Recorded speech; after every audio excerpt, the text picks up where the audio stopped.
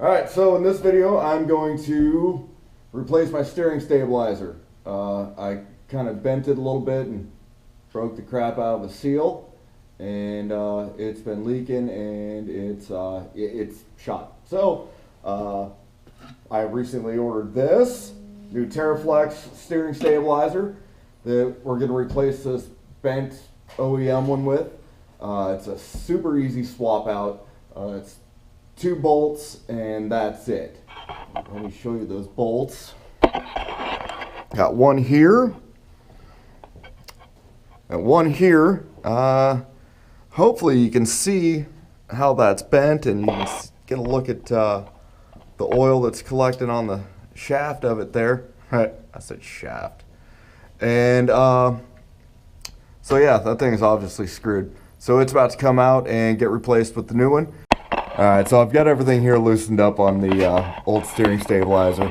You can see I actually bent the bracket a little bit when I bent the steering stabilizer, so it's going to have to be pried out. But that bolt's out.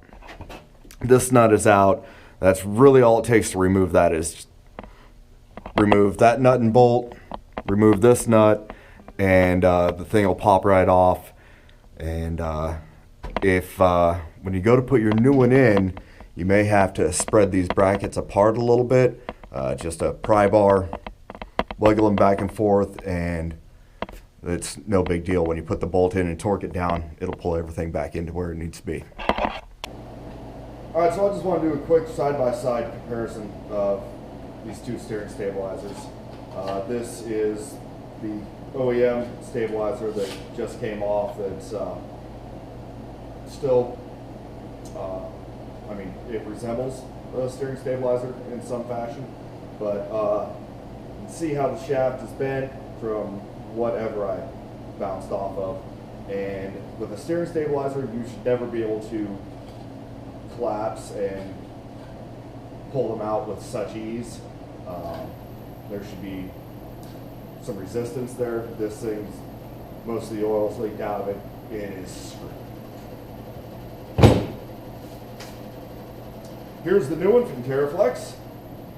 It's nice. It's probably about 1.5 times the weight, and it has proper resistance.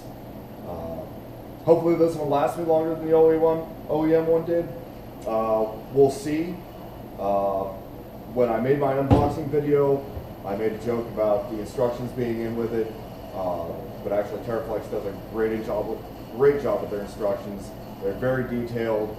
There's a couple of different things you have to do for different model years on the JKs. So make sure you take a look at the instructions, follow where you have to trim this shroud, but they walk you through everything you've got to do.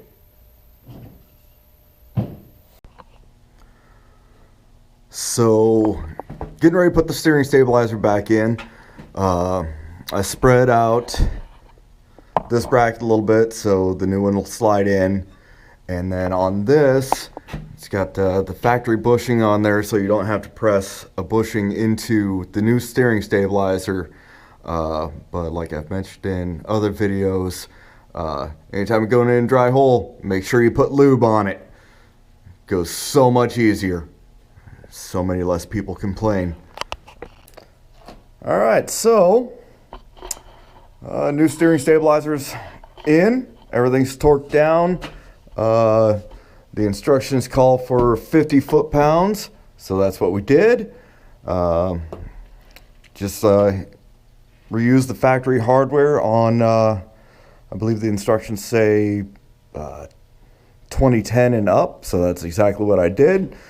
And now I just gotta turn the steering lock to lock, make sure no adjustments need to be made to this bracket here, and beyond that, it's a pretty straightforward basic install.